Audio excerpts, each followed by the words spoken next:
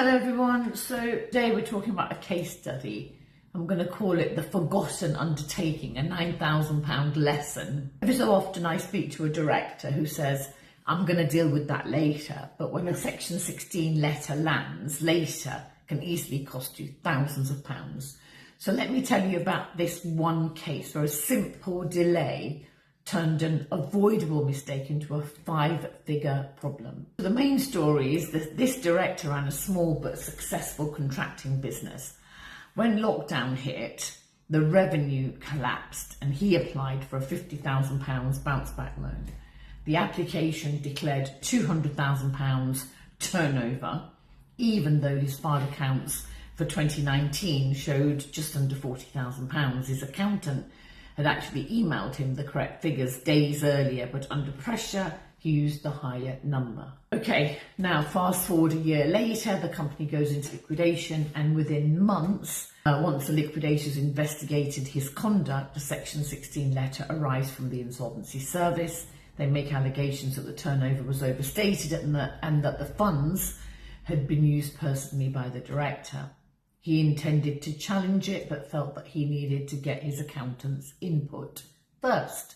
Weeks passed, the letter's deadline expired, proceedings were issued under the Company Directors Disqualification Act. By the time that he offered a disqualification undertaking, the claim was already in court. Litigation costs had built up, so even though he cooperated, the court ordered him to pay about £9,000 towards the government's legal costs.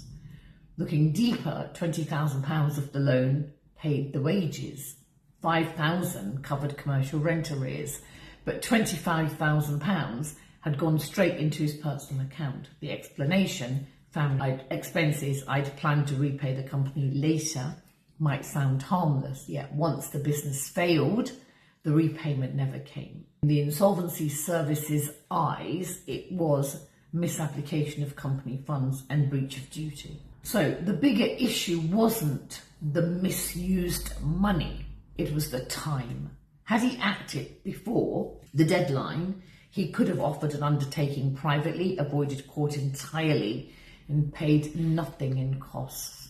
Section 16 letters move on tight timetables, and doing nothing is the fastest way to lose control. A delay of a few weeks can cost this director a lot of money. So when that letter arrives warning you to start dealing with things, early action will save you a lot of money and stress and, of course, your reputation.